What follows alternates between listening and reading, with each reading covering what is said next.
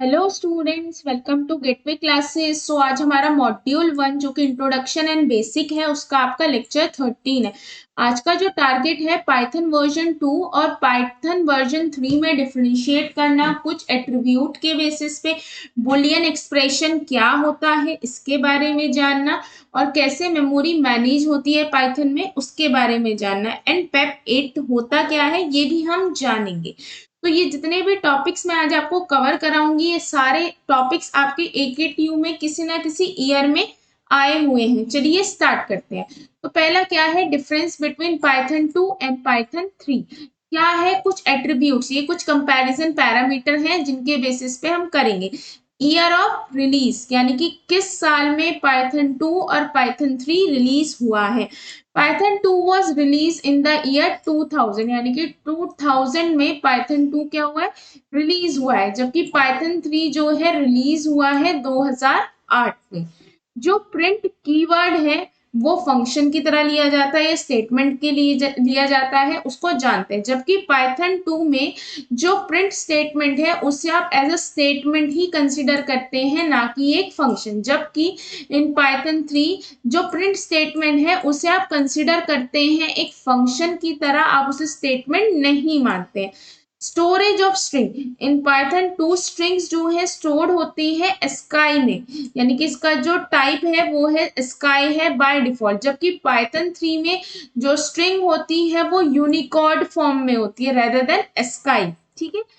जो डिवीजन होता है इंटीजर का वो कैसे होता है पाइथन 2 और पाइथन 3 में। On the division of two integer we get integral value in Python 2 version. For example, जब आप 7 को 2 से डिवाइड करेंगे, यानी कि 7 भी इंटीजर है और 2 भी इंटीजर है, तो आपको एक इंटीजर टाइप की वैल्यू मिलेगी। वो क्या मिलेगी, 3। यानी कि जब आप 7 को 2 से डिवाइड करोगे तो 3.5 आएगा, लेकिन 7 भी इंटीजर है 2 भी इंटीजर है, तो आउटपुट आपका क्या आएगा, 3 आएगा। लेकिन अगर आप केस देखें पाइथन 3 का, on division of two integer we get a floating point value, यानी कि आपको फ्लोटिंग पॉइंट वैल्यू मिलती है पाइथन 3 में। यानी कि अगर 7 भी इंटीजर है और 2 भी इंटीजर, उसके बाद भी आपको पूरी वैल्यू मिलेगी 3.5। अगर आप फ्लोर वैल्यू चाहते हैं यानी कि इंटीजर टाइप की वैल्यू चाहते हैं, उसके लिए आपको क्या यूज करना पड़ता है पाइथन 3 में, फ्लोर डिवीजन। ठीक है। जबकि पाइथन 2 में क्या होता था, नॉर्मली अगर इंटीजर है तो इंटीजर ही आएगा, और अगर फ्लोट टाइप की वैल्यू तो फ्लोट आएगा। लेकिन पाइथन 3 में ऐसा नहीं है। एक्सेप्शन इन पाइथन 3, एक्सेप्शन को आप एनक्लोज करते हो नोटेशंस में, जबकि यहाँ पे एक्सेप्शंस को आप एनक्लोज करते हो पैरेंथेसिस में। यानी कि जो भी एक्सेप्शंस होंगे वो पाइथन 2 में तो नोटेशंस की फॉर्म में एनक्लोज करे जाते हैं, जबकि इसको एनक्लोज करते हैं आप पैरेंथेसिस में। ठीक है। अब देखो क्या होता है, variable leakage. The value global variable do change in Python 2 if they are used inside a for loop। यानी कि जो ग्लोबल वेरिएबल है, यानी कि ग्लोबल वेरिएबल वो वेरिएबल होता है जिसकी value throughout the program आप यूज कर सकते हो। वो पाइथन 2 में उसकी वैल्यू चेंज हो सकती है अगर आप उसे किस में यूज कर रहे हैं, फोर लूप में। लेकिन जो वैल्यू है ग्लोबल वेरिएबल्स की या वेरिएबल की वो कभी भी चेंज नहीं होती पाइथन 3 में। यानी कि वेरिएबल लीकेज पाइथन 2 में तो होती है पर पाइथन 3 में नहीं होती। इटरेशन के लिए in Python 2 the x range function has been defined for iteration, यानी कि यहाँ पे जो इटरेशन है उसके लिए आप एक्स रेंज फंक्शन का यूज करते हो, जबकि यहाँ पे न्यू यहाँ पे जो x था उसको रिमूव करके रेंज फंक्शन को इंट्रोड्यूस करा गया है इटरेशन, यानी कि कितनी बार इटरेट होगा उसके लिए। ईज ऑफ सिंटेक्स, पाइथन 2 जो है बहुत ज्यादा कॉम्प्लिकेटेड थी अगर आप कंपेयर करें पाइथन 3 से, जबकि पाइथन 3 का जो सिंटेक्स है वो बहुत ज्यादा अच्छा है, इजी है पाइथन 2 के कंपैरिजन में। लाइब्रेरीज की बात की जाए तो Python 2 a lot of libraries और Python 2 are not forward compatible, यानी कि वो इतनी ज्यादा कंपैटिबल नहीं थी।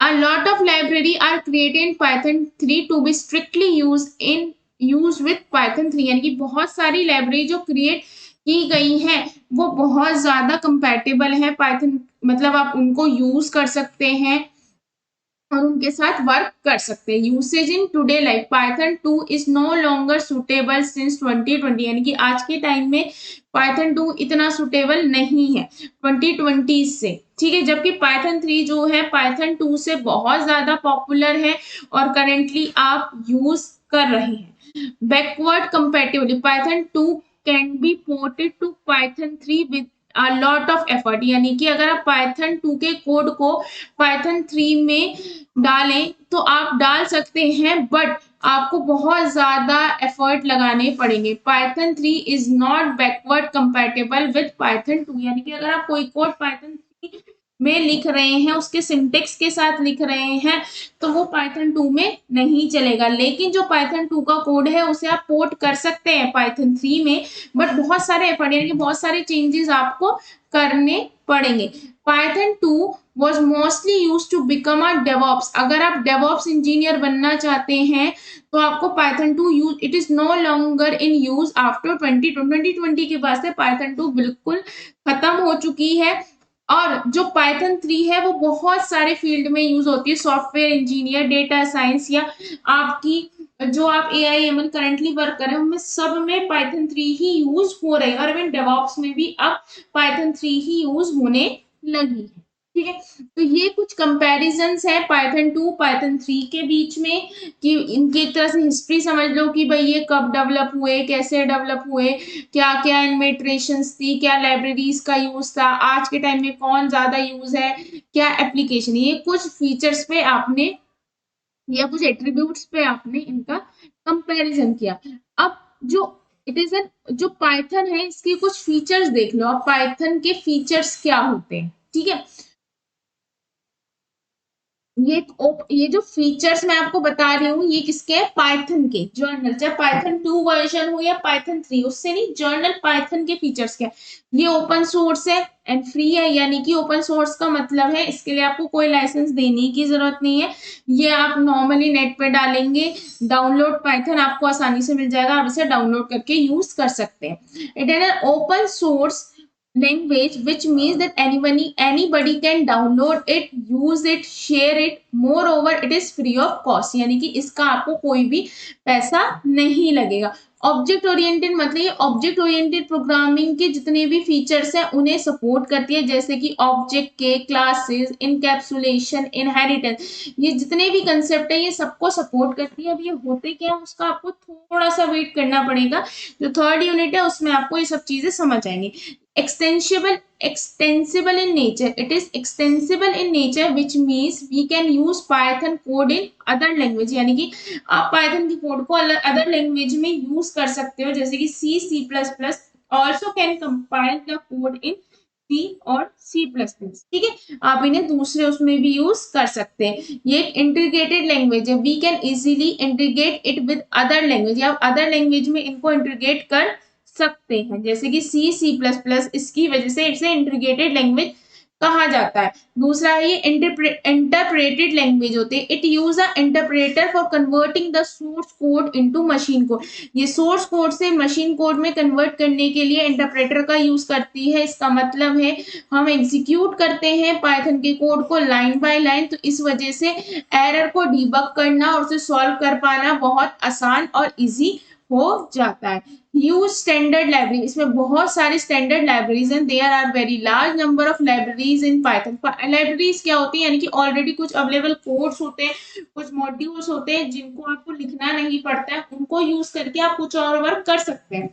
जैसे सिंपल से समझ लो, हेडर फाइल्स पढ़ी थी आपने सी में, तो उसमें प्रिंटफ स्कैनफ का कोड लिखा था कि प्रिंटफ स्कैनफ करते कैसे, सिर्फ आप उन लाइब्रेरी को यूज कर सकते हैं और उन्हीं जैसे सब सी में आप हेडर फाइल्स का यूज करते थे, आप हमेशा प्रिंटफ स्कैनफ फंक्शन को डायरेक्टली, ऐसे ही बहुत सारी लाइब्रेरीज हैं जिनमें बहुत सारी चीजें लिखी हुई है, उनको आपको लिखना नहीं पड़ता, उनके कोड को बार बार आप उनको डायरेक्टली यूज कर सकते हैं। These library contain pre defined module, ये जो लाइब्रेरीज है ये कंटेन करती है pre defined modules and function for certain task, यानी कि कुछ मॉड्यूल्स हैं जो पहले से ही प्री डिफाइंड है, कुछ फंक्शन है जिनको आप डायरेक्टली यूज कर सकते हैं बिना उनका कोड लिखे। Hence it become easy for the programmer to develop the code since do not have to all the thing by himself, यानी कि उस प्रोग्रामर को सारा काम खुद नहीं करना पड़ता है, बहुत सारी चीजें वो इंपोर्ट करके मॉड्यूल से कुछ लाइब्रेरीज को यूज कर पाता है। मोर ओवर द लाइब्रेरीज जो होती है वो पोर्टेबल होती है, क्रॉस प्लेटफॉर्म कंपैटिबल होती है, यानी कि आप क्रॉस प्लेटफॉर्म कंपैटिबल का मतलब ये है कि ये बहुत तरह के ऑपरेटिंग सिस्टम पे वर्क कर सकती है। ऐसा नहीं है कि अगर आपने कोई प्रोग्राम विंडोज में बनाया तो लिनक्स या मैक ओएस पे नहीं चलेगा या यूनिक्स पे नहीं चलेगा, बहुत सारे ऑपरेटिंग सिस्टम पे चल जाता है। ठीक है, ये इसके कुछ फीचर्स थे और ये इसकी क्या थी, डिफरेंस। ठीक है, ये क्वेश्चन इंपॉर्टेंट है तो इसको आप करिएगा। ठीक है, अब बुलियन एक्सप्रेशन क्या होते हैं? Boolean expression are the expression that evaluate a condition. Boolean expression एक एक्सप्रेशन होते हैं जो किसी भी कंडीशन को इवेल्युएट करते हैं और जो रिजल्ट होता है वो बुलियन वैल्यू में आता है, यानी कि या तो ट्रू होता है या फॉल्स है। अगर ए बड़ा है बी से और ए जो है बड़ा है सी से, यानी कि ये एक बुलियन एक्सप्रेशन है, तो अगर ये कंडीशन ट्रू होगी तो आंसर आएगा ट्रू में, और फॉल्स होगी तो फॉल्स में आएगा। It evaluate the condition by comparing it A is greater than B and also A is greater than C. If both the condition are true only then thus the boolean expression result true. If any of the condition is not true the boolean expression will result in false. ठीक है, boolean expression एक normal से expression है, जो भी आपकी condition दे रखी होगी उसे इवेल्युएट करेंगे, इवेल्युएट करके सपोज यहाँ पे एंड लिखा है तो एंड में मतलब both condition must be true. अगर दोनों कंडीशन ट्रू है तो क्या है, आउटपुट ट्रू आ जाएगा, यानी कि आंसर जो आएगा आपका ट्रू या फॉल्स में ही आएगा। बुलियन एक्सप्रेशन जो है बुलियन ऑपरेटर का यूज करके लिखे जाते हैं। वो ऑपरेटर क्या, एंड और नॉट, ये जो है आपके तीन दे रखे हैं जिनका यूज करके आप क्या करते हैं, लिखते हैं। जैसे कि x जो है बड़ा है 1 से और x जो है छोटा है 5 से। अगर x 1 से बड़ा है और 5 से छोटा है तो ये रिटर्न करेगा ट्रू। क्यों, अगर बोथ कंडीशन क्या होगी, true. If value of x is in between 1 and 5, यानी कि अगर x की वैल्यू 2 3 4 हुई तो आंसर रिटर्न कर देगा ट्रू। और अगर 1 से छोटी हुई या 5 से बड़ी हुई या 5 भी हुई तो ये रिटर्न करेगा फॉल्स। अब क्या लिखा, x मॉडुलस x या x modulus 1 return true if any one of the condition is true, यानी कि इन दोनों में से कोई भी एक कंडीशन ट्रू होगी। एंड का मतलब है both condition must be true, और का मतलब है कोई भी एक कंडीशन ट्रू होगी तो ये रिटर्न करेगा true. Either x is divisible by x itself, यानी कि x मॉडुलस x का मतलब है कि दोनों नंबर, मतलब अगर 5 से खुद से डिविजिबल या x जो है 1 से डिविजिबल हो, यानी कि x एक नंबर है सपोज 5, तो 5 खुद से डिविजिबल भी होगा 1 से, तो वो रिटर्न कर देगा ट्रू। नॉट x, ये क्या है, कंपैरिजन ऑपरेटर। अगर ये रिटर्न करेगा ट्रू जब x की वैल्यू 0 के अलावा कुछ भी हो, क्योंकि अगर suppose x is equal to 0, यानी कि x की वैल्यू 0 होनी चाहिए पर नॉट का मतलब है नहीं होनी चाहिए, ये तब रिटर्न करेगा ट्रू जब x की वैल्यू 0 को छोड़ के कोई भी होगी। अगर x की वैल्यू 0 होगी तो ये रिटर्न कर देगा फॉल्स। अब ऐसे समझो x की वैल्यू 5 थी, 5 इज इक्वल टू 0, कंडीशन क्या है, फॉल्स। फॉल्स का उल्टा क्या आ गया, ट्रू। और अगर x की वैल्यू होती 0 तो 0 0 ट्रू आता, ट्रू को ये फॉल्स कर देता, तो ये ट्रू तभी रिटर्न करेगा जब x की वैल्यू 0 से कुछ और अलग होगी। जैसे आपको एक बुलियन एक्सप्रेशन दे रखा है, x की वैल्यू है 10, z equal to x is greater than 5 and x is greater than 10। x जो है बड़ा है 10 से और y x जो है छोटा है 10 से, तो भाई 10 से बड़ा है 1 और 10 छोटा नहीं है, तो रिटर्न क्या हो जाएगा, फॉल्स, क्योंकि ये कंडीशन तो आपकी ट्रू है और ये क्या है, फॉल्स। एंड में both condition must be true, तो रिटर्न हो जाएगा फॉल्स। x की वैल्यू 10 है, y की वैल्यू क्या है 12। अब क्या करना है, x जो है बड़ा होना चाहिए 22 से, 10 क्या बड़ा है 22 से, नहीं, कंडीशन फॉल्स है। पर y क्या छोटा है 25, यानी कि 12 छोटा होता है 20, यानी कि दोनों में से एक कंडीशन तो ट्रू हो गए, तो आंसर क्या आ जाएगा, ट्रू। ठीक है, अब दूसरा देखो, अगर x जो है 10 है, y जो है 12 है, 10 जो है बड़ा है 22 से, हाँ, और 10 क्या बड़ा है 22 से, नहीं, और y क्या छोटा है 25 से, हाँ, तो ये आ जाएगा यहाँ पे ट्रू, ये गलत लिखा है, ट्रू आएगा। ठीक है, अब हमने बुलियन एक्सप्रेशन, आपको बुलियन एक्सप्रेशन का क्वेश्चन आया था कि बुलियन एक्सप्रेशन होते क्या है, तो आपको सिर्फ इतना ही लिखना है, इससे ज्यादा की नीड नहीं है। अगला आपका आता है पेप। पेप होता क्या है, पहले हम ये जो पढ़ेंगे ये बिल्कुल नॉन टेक्निकल टर्म है, इससे आपको थोड़ा सा समझ आएगा, फिर यहाँ से आपकी टेक्निकल जो भी है वो आपको करना है, ठीक है। चलो, तो पेप होता क्या है?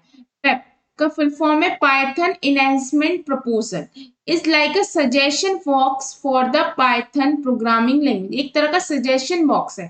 It is a way for people who work on Python to suggest new idea और change to Python, and it help everyone discuss plan and decide if those idea are good for Python. यानी कि पेप क्या है? एक तरह का suggestion box है।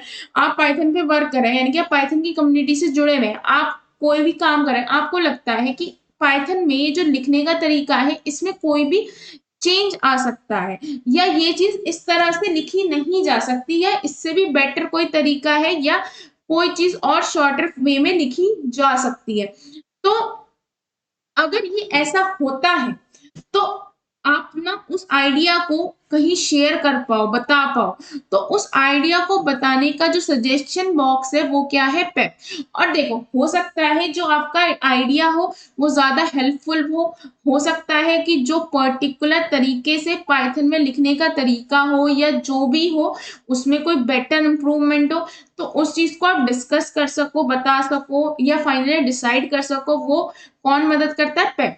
Just like when you have an idea you write it down. जब आपके पास कोई आइडिया होता है तो उसे आप लिखते हैं, उसे शेयर करते हैं दूसरों से। In Python community PEP are use to write down and share the idea for making Python better. यानी कि पेप एक तरह का तरीका है, एक मीडियम है जो पाइथन कम्युनिटी को दिया जाता है, जिसकी वजह से जो लोग उससे जुड़े हैं, जो भी उससे रिलेटेड सजेशंस हैं या आइडिया हैं, आप बता सकें ताकि पाइथन बेटर हो सके। That's they explain what idea is, why it is good idea, how it could work. Then Python community talk about it, and if most person agree it's a good idea, it might become a part of Python in future.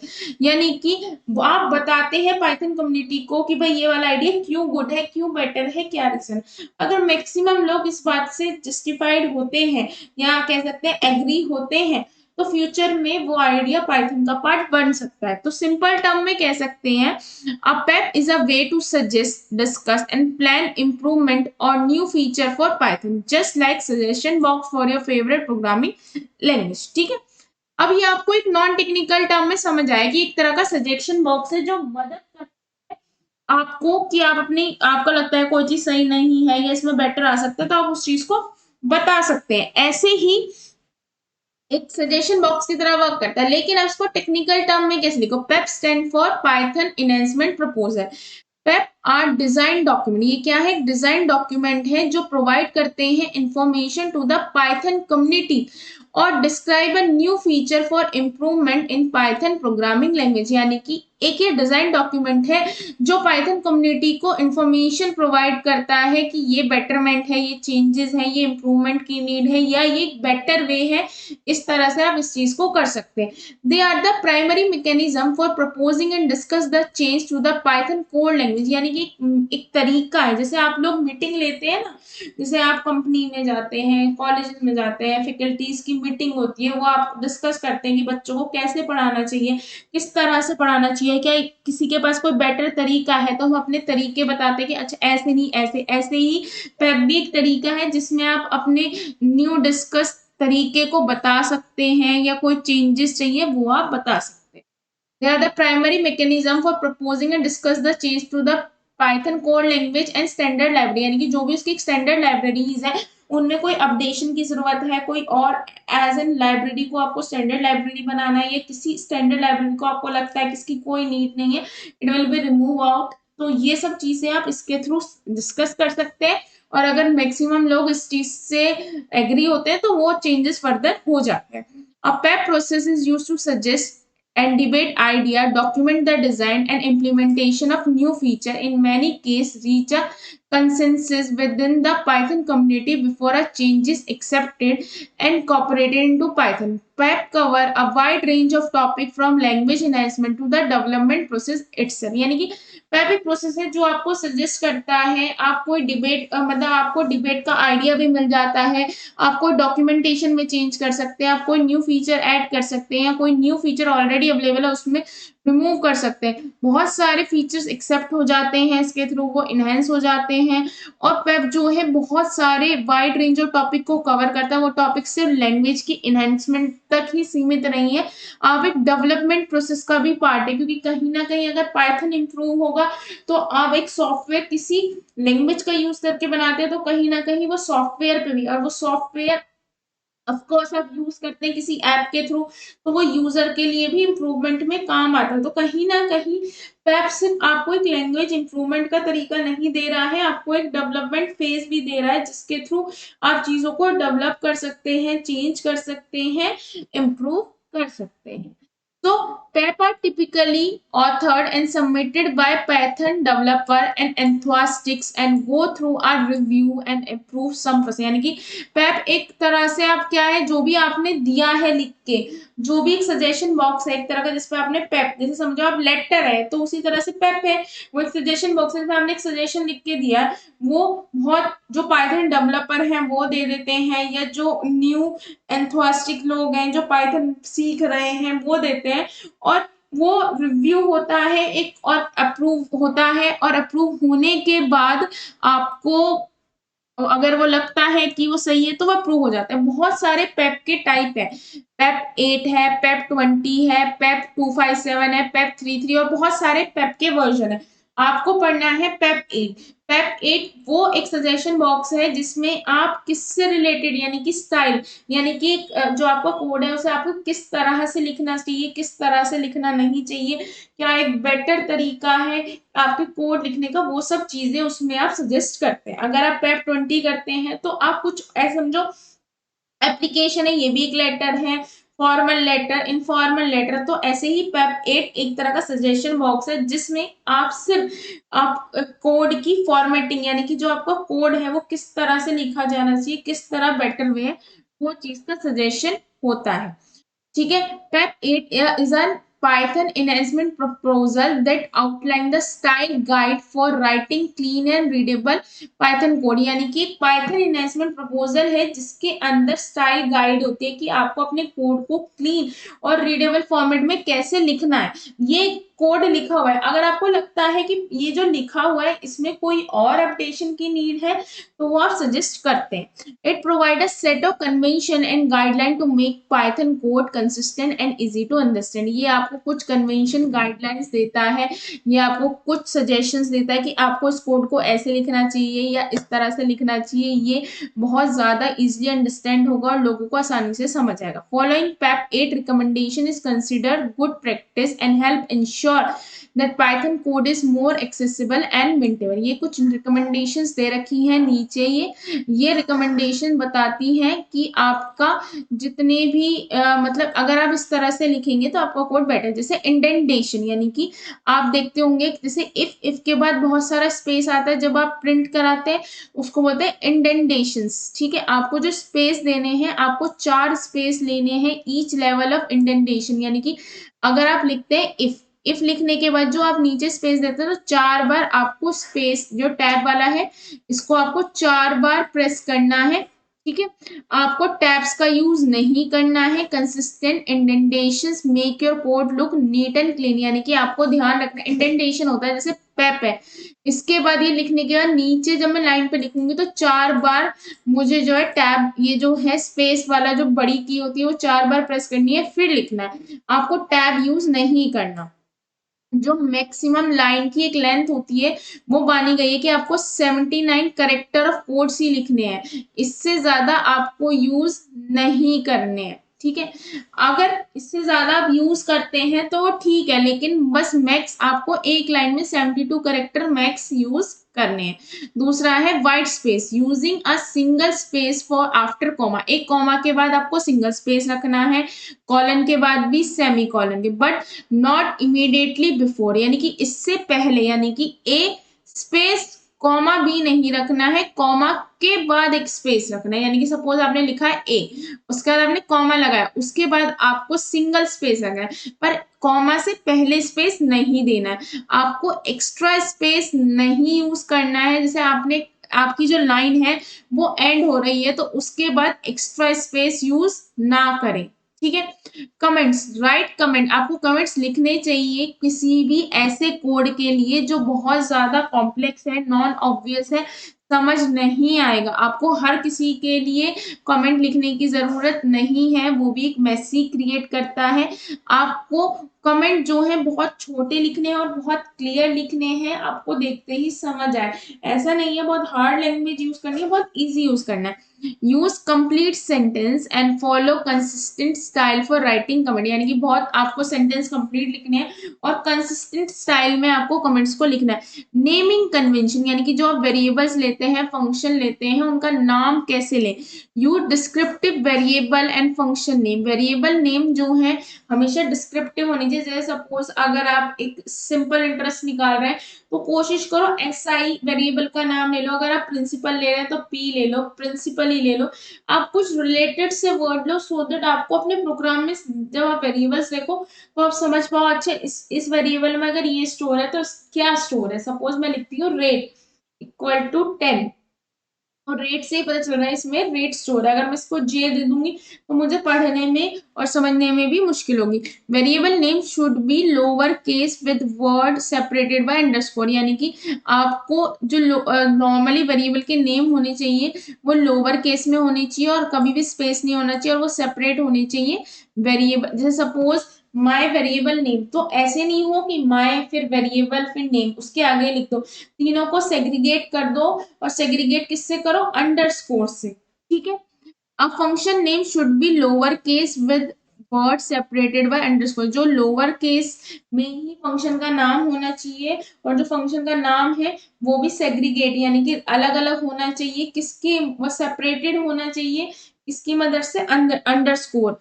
जो blank line होती है, use blank line to separate function, यानी कि blank line आप use करें functions को separate करने के लिए, क्लासेस को सेपरेट करने के लिए, ब्लॉक ऑफ कोड को inside the function for better readability, यानी कि आप ब्लैंक स्पेस दें ताकि मतलब आपने एक लाइन लिखी उसके बाद आप एक स्पेस दे दें दूसरी लाइन के बीच ताकि समझ आए अच्छा ये लाइन और दूसरी लाइन में डिफरेंस, ठीक है। तो ये आपको थोड़े से कुछ सजेशंस हैं जो आपको पता। white space in expression, avoid extraneous white space within expression and statement, यानी कि आपको जैसे 2 मल्टीप्लाई 3 यानी कि 2 स्पेस मल्टीप्लाई स्पेस कुछ ज्यादा ऐसा ना हो कि 2 double space multiply double double triple space, यानी कि एक्स्ट्रा स्पेस नहीं देना चाहिए, वो बहुत ज्यादा समझने में दिक्कत। Don't put space immediately inside parenthesis और स्क्वायर ब्रैकेट, यानी कि एकदम स्पेस ना दे, ये एक सजेशन उसने दिया है। Encoding, always specify the source code encoding UTF-8 at the top of the Python file to ensure proper character encoding, यानी कि जो आपकी करेक्टर की एनकोडिंग होती है पहले वो स्काई वैल्यू में होती थी पाइथन 2 में, अब किस में होती है यूटीएफ, तो वो आप स्पेसिफाई कर दे जब आप करेक्टर का क्वेश्चन करें या कुछ भी तो आप स्पेसिफाई कर दे सो दैट आसानी से प्रॉपर करेक्टर एनकोडिंग हो, कुछ भी गलत एनकोडिंग ना हो। डॉक्यूमेंटेशन स्ट्रिंग, यानी कि writing doc string for module class and function to explain their proper usage, यानी कि आपको अभी डॉक स्ट्रिंग होती क्या है ये आप आगे जानेंगे, अभी बस आप इतना जान लीजिए कि आप अगर मॉड्यूल्स है, क्लासेस है, फंक्शंस है, उनका डॉक स्ट्रिंग लिखो ताकि आप उनकी प्रॉपर यूसेज और पर्पस को एक्सप्लेन कर पाओ, ठीक है। अगला होता है इंपोर्ट।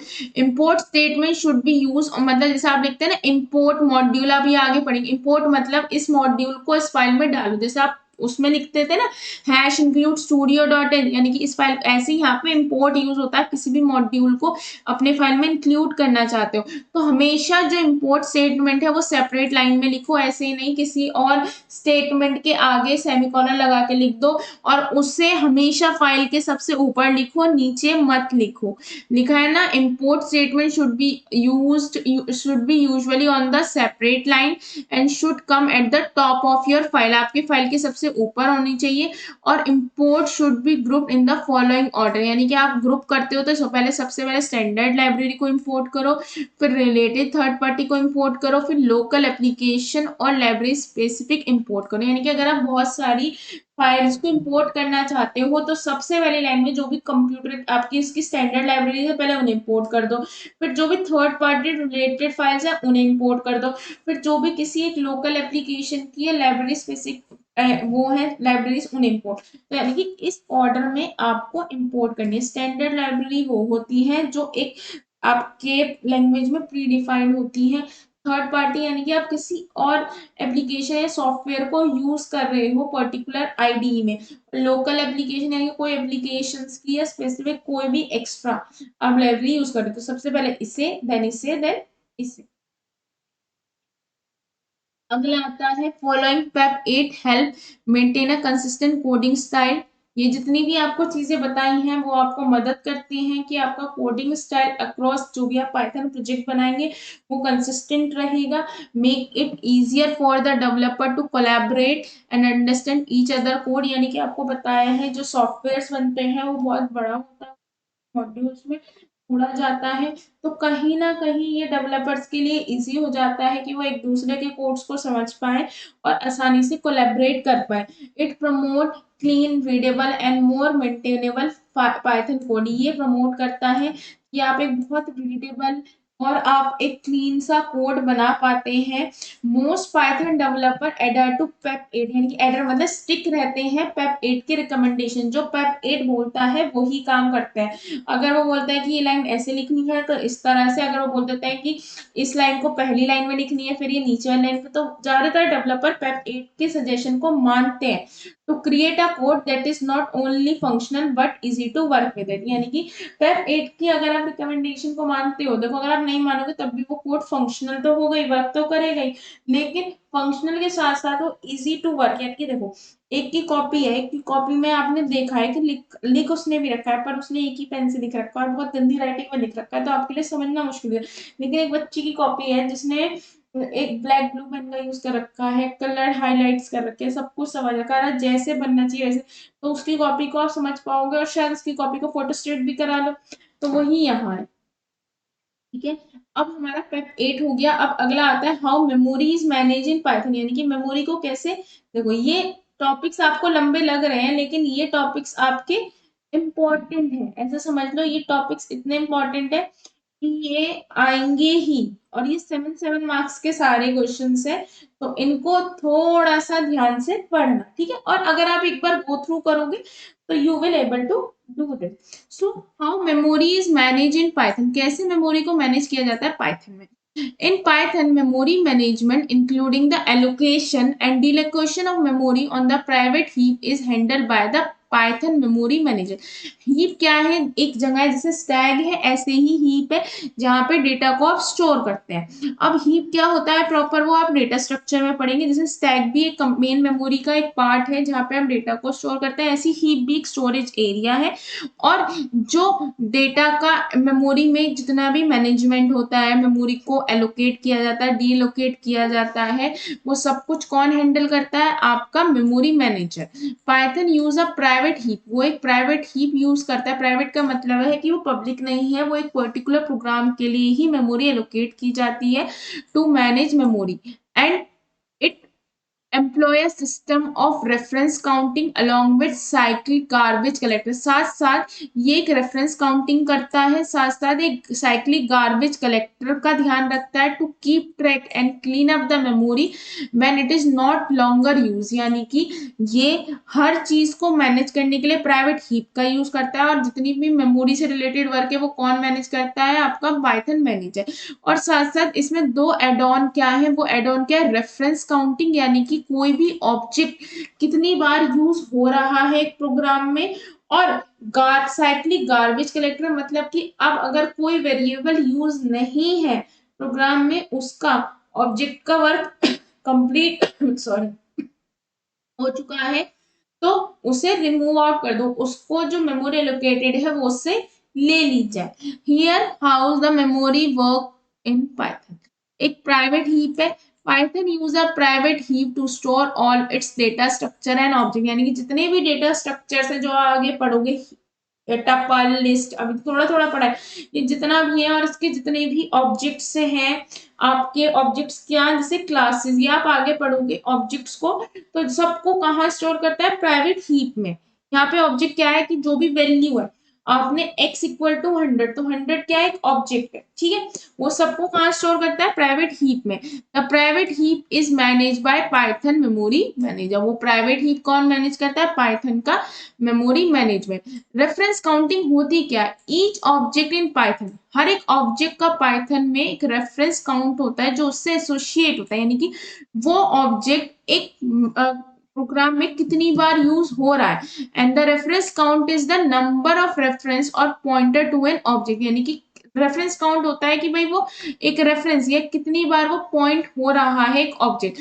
मैंने reference count drop to zero, यानी कि जब वो रेफरेंस काउंट जीरो हो जाता है, इसका मतलब है कि उस ऑब्जेक्ट को कोई भी रेफर नहीं कर रहा है, कोई भी यूज नहीं कर रहा है, यानी कि वो एलिजिबल है डी एलोकेशन के लिए, यानी कि उस मेमोरी को डी एलोकेट कर दो। जैसे कि a इक्वल टू 100 है, b इक्वल टू 100 है, यानी कि एक ऑब्जेक्ट है 100 जो कितनी बार यूज हो रहा है, दो बार, एक तो a में स्टोर है और एक b में स्टोर है, ठीक है। तो इसका मतलब है जब एक ऑब्जेक्ट है उसे रेफर करा जा रहा है तो कितनी बार रेफर करा जा रहा है, उसका काउंट रखा जा रहा है।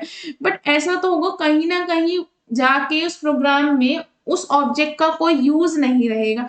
जब यूज नहीं रहेगा तो उसको मेमोरी एलोकेट करना भी बेकार है, तो उसे डी एलोकेट कर दिया जाता है। देखो, the Python memory manager create only one object, one create only one object 100 and the references to, यानी कि ऐसा नहीं है कि ए के लिए एक अलग मेमोरी स्पेस दिया गया, बी के लिए अलग। जब आपको पता है कि ये भी 100 है, ये भी 100 है, दोनों का डेटा टाइप सेम है, तो क्या होता है, इन दोनों को एक ही कंप्यूटर का मेमोरी स्पेस दे दिया जाता है और उसमें दो रेफरेंस होते हैं, एक तो ए और एक B. Whenever a new object is created, Python manager will check the memory for the object. If the object already exists, यानी कि वो जो object है, suppose 100 है, 100 के एक नया है वेरिएबल जो बी में स्टोर है, तो वो एक मेमोरी स्पेस देना चाहता है, तो वो चेक करता है कि कंप्यूटर की मेमोरी में ऑलरेडी ऐसा कोई ऑब्जेक्ट अवेलेबल है। हाँ, अगर अवेलेबल होता है तो जहाँ पे ए टैग लग रहा होता है वहीं पे वो बी टैग लगा देता है। If the object already exists, the Python manager will not create a new object. Instead, it reference the name to the object and increase the reference count of the object. देखो, हर एक Python के पास three thing होती है, object का type क्या है, object की value क्या है, ऑब्जेक्ट का रेफरेंस काउंटर क्या है। ऑब्जेक्ट का टाइप मतलब इंट, कैर, फ्लोट, यहाँ पे क्या है, इंट, फ्लोट, स्ट्रिंग क्या है, ऑब्जेक्ट की वैल्यू क्या है, 100, इसका रेफरेंस काउंट क्या है, 100, दो बार रेफरेंस हो रहा है, दो बार, तो ये लिखा है देखो, इसका टाइप क्या है, इंट, इसकी वैल्यू क्या है, 100, इसका रेफरेंस काउंट क्या है, दो, और क्या क्या रेफरेंस है, ए और बी। अब अगर आप एग्जांपल लें, ए की वैल्यू 100 है, तो आईडी आपको बताया था, आईडी क्या होता है, ये बताता है मेमोरी की लोकेशन में आपको ये कौन सी कंप्यूटर की मेमोरी की लोकेशन में ये पड़ा है 10914336। और अगर आप इसको प्रिंट कराएंगे ना, बी इक्वल टू 100 और ये नीचे लिखा है प्रिंट, तो इसकी भी सेम ही वैल्यू आएगी, यानी कि एक वेरिएबल है ए और बी, ठीक है, अलग अलग, उनका डेटा टाइप सेम है, उनकी वैल्यू सेम है, तो उन्हें अलग अलग मेमोरी लोकेशन ना देके उन्हें एक ही मेमोरी लोकेशन दे दिया और उनका रेफरेंस काउंट इंक्रीज कर दिया कि ये ऑब्जेक्ट दो बार रेफरेंस हो रहा है। पर अब क्या होता है कि जब एक ही ऑब्जेक्ट दो बार रेफरेंस हो रहा है तो उसका आपको काउंट रखना पड़ेगा कि 100 कितनी जगह पे यूज हो रहा है। पर कंप्यूटर में एक टाइम तो आएगा प्रोग्राम में जब उन दोनों का यूज नहीं रहेगा, तो आपको रेफरेंस काउंट आपका क्या हो जाएगा, जीरो। जैसे ए इक्वल टू 10 लिखा लाइन 3 पे, अब आप 1 पे गए, 2 पे गए, थर्ड लाइन एग्जीक्यूट कर दी, थर्ड लाइन एग्जीक्यूट करने का जिसका कोई यूज नहीं है, तो रेफरेंस काउंट क्या हो जाएगा, जीरो, 1। फिर फिफ्थ सिक्स पे पहुंचे, वो बी इक्वल टू 100 भी यूज हो गया, उसके बाद कहीं यूज नहीं है, तो रेफरेंस काउंट क्या हो जाएगा, जीरो। तो उसके बाद उसको मेमोरी एलोकेट करना बेकार है, तो उसे क्या कर देना होता है, डी एलोकेट। अब automatic memory allocation when you create a new object in Python, जब भी आप कोई न्यू ऑब्जेक्ट क्रिएट करते हो, चाहे वो वेरिएबल हो, लिस्ट हो, डिक्शनरी, किसी भी टाइप का हो, तो memory for that object is allocated from the private heap, यानी कि प्राइवेट हीप से मेमोरी एलोकेट हो जाती है उस ऑब्जेक्ट को। और पाइथन जो है ध्यान रखता है कि जो मेमोरी है वो ऑटोमेटिकली एलोकेट हो जाए जब भी आप कोई भी एक ऑब्जेक्ट मतलब आप जब भी कोई एक ऑब्जेक्ट बनाए न्यू पाइथन में, चाहे वो वेरिएबल हो, लिस्ट हो, डिक्शनरी हो, किसी भी टाइप का हो, तो आपकी ऑटोमेटिकली हो जाए, आपको अलग से कुछ ना करना पड़े। दूसरा होता है memory deallocation when the reference count of an object, जब भी रेफरेंस काउंट होता है ऑब्जेक्ट का वो जीरो हो जाता है, यानी कि कोई और उस ऑब्जेक्ट का रेफरेंस नहीं है, यानी कि वो ऑब्जेक्ट कहीं और यूज नहीं आ रहा है, तो ये पाइथन मेमोरी मैनेजर की रिस्पॉन्सिबिलिटी होती है कि उस ऑब्जेक्ट को जो मेमोरी एलोकेटेड है उसको क्या कर दे, वो डीलोकेट कर दे। This process automatic and transmit to program, यानी कि ऑटोमेटिक मतलब होता है ये अपने आप हो जाता है और प्रोग्रामर को पता चल जाता है कि हाँ अब इस वेरिएबल को कोई भी मेमोरी एलोकेटेड नहीं है। ठीक है, अगला आता है गार्बेज कलेक्शन। ठीक है, गार्बेज कलेक्शन है और आपका एक टॉपिक है मेमोरी लीक, ये दो टॉपिक्स है, फिर आपका ये टॉपिक कंप्लीट हुआ। तो गार्बेज कलेक्शन क्या है, in addition to reference counting, reference counting यानी कि एक ऑब्जेक्ट कितनी बार रेफर हो रहा है, अब Python uses cyclic garbage collector. Cyclic garbage collector क्यों यूज होता है, to detect and clean up the object with circular reference, यानी कि उन ऑब्जेक्ट को हटाना जो ऑब्जेक्ट का सर्कुलर रेफरेंस है, यानी कि साइकिल बना रहे हैं, यानी कि ए बी को या ए बी को बी ए को, ए बी को बी ए को, यानी कि साइकिल बन रही है, कभी भी खत्म ही नहीं हो रहा है रेफरेंस। तो उन ऑब्जेक्ट को डिटेक्ट करना और सिंपली उनको हटा देना, उनको मेमोरी डीलोकेट करना, यानी कि Python uses cyclic garbage collector to detect and clean up the object with circular reference, यानी कि object referencing each other in a cycle that may not be detected by simple referencing count। यानी कि simple referencing count क्या होता है कि भाई एक ऑब्जेक्ट है वो एक बार रेफरेंस हो रहा है फिर दो बार, जब दोनों बार यूज हो जाएगा तो उसका काउंट जीरो हो जाए। पर ऐसा होता है कई जगह ए बी को रेफरेंस कर रहा है बी ए को, ए बी को बी ए को, तो ये साइकिल सी चलती जा रही है और कभी भी दोनों का रेफरेंस खत्म नहीं होगा। तो इस केस में जो है नॉर्मल रेफरेंस काउंटिंग काम नहीं करती है, उस टाइम पे जो गार्बेज साइक्लिक गार्बेज कलेक्टर है वो बहुत हेल्पफुल रहता है, जो आइडेंटिफाई करता है और रिक्लेम करता है मेमोरी उन ऑब्जेक्ट से जो अब रीचेबल नहीं है, इनफाइनाइट लूप में पहुंच चुके हैं। Garbage collection is the process of removing unused variable and name and freezing the memory, यानी कि free the memory। Garbage collection एक प्रोसेस है जिसमें हम जो भी unused variable होते हैं या नेम होते हैं उनसे उनको रिमूव करते हैं और मेमोरी को फ्री करते हैं। In Python garbage collection is perform based on the reference count mechanism, यानी कि पाइथन में जो गार्बेज कलेक्शन है वो नॉर्मली रेफरेंस काउंट मैकेनिज्म पे बेस्ड होता है। जब भी कोई ऑब्जेक्ट जो है क्रिएट होता है तो रेफरेंस काउंट इंक्रीज हो जाता है उस ऑब्जेक्ट का एक, when the reference is removed it decrease the reference count by 1। तो garbage collector periodically check and remove the object from the memory whose reference count is 0। ठीक है, नॉर्मल सी बात है, गार्बेज कलेक्टर का काम क्या है, उन ऑब्जेक्ट को रिमूव करना, उन ऑब्जेक्ट से मेमोरी ले लेना जिनका रेफरेंस काउंट 0 है, और उन ऑब्जेक्ट्स को भी रिमूव कर देना जो है साइक्लिक फॉर्म में एक दूसरे को रेफरेंस कर रहे हैं पर उनकी कोई एग्जिस्टेंस नहीं है, उनकी कोई नीड नहीं है, बस वो एक रेफरेंस साइकिल बना रहे हैं।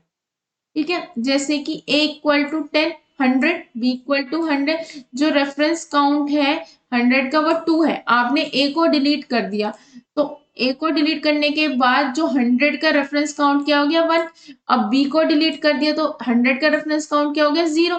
सो गार्बेज कलेक्टर जो है रिमूव करेगा 100 ऑब्जेक्ट को फ्रॉम से मेमोरी, क्योंकि अब उसकी कोई नीड नहीं है। सपोज एक ब्लॉक है, उस ब्लॉक में 100 पड़ा है, ठीक है, अब उसका पहला रेफरेंस ए था और दूसरा रेफरेंस बी था, इनके दो थे, आपने बी को डिलीट कर दिया, बी वेरिएबल को, तो अब कौन 100 को यूज कर रहा है, सिर्फ ए वेरिएबल।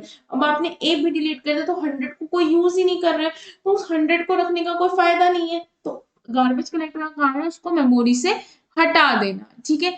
अब अगला आता है memory leaks. In some cases if you create a circular reference और maintain a reference to an object unnecessary you can encounter memory leaks. अगर आप सर्कुलर रेफरेंस करते हैं यानी ए बी को बी ए को बी ए को इस तरह से रेफरेंस कर रहा है तो कहीं ना कहीं मेमोरी लीक हो जाती है। These are the situation where object are not properly deallocated, यानी कि ये एक ऐसी सिचुएशन है जिसमें मेमो आप करते हो कि आपने यूज नहीं रहा, आप मेमोरी डीलोकेट करना चाहते हो उस ऑब्जेक्ट पे, प्रॉपरली डीलोकेट नहीं होती क्योंकि इनका रेफरेंस काउंट कभी भी 0 नहीं पहुंचता। क्योंकि भाई जब आप ए बी को रेफरेंस कर रहे हैं बी ए को, तो ना चाहते हुए भी जो आपका पाइथन का मेमोरी मैनेजर है उस ऑब्जेक्ट को रिमूव नहीं करता है, इसके बावजूद भी कि उसकी अब कोई नीड नहीं है। It is essential to mindful of your code and ensure that you are manage reference appropriately to prevent memory leak। तो आपको अपने कोड को सही तरीके से लिखना चाहिए, उस तरह से लिखना चाहिए ताकि जो आपका कोड है वो सही रहे, कोई दिक्कत ना आए और उसमें मेमोरी लीक्स की दिक्कत ना हो। कि मेमोरी लीक्स वही है कि भाई रेफरेंस काउंट 0 नहीं पहुंच पा रहा है तो वो वेरिएबल उस प्रोग्राम में यूज तो नहीं हो रहा है, पर तब भी अब इसके बाद भी नहीं। ठीक है, थैंक यू। और इस टॉपिक में जितने इस लेक्चर में जितने भी टॉपिक कराए वो आपके सेमेस्टर में आए हुए हैं तो आपको उसे ध्यान से करना है।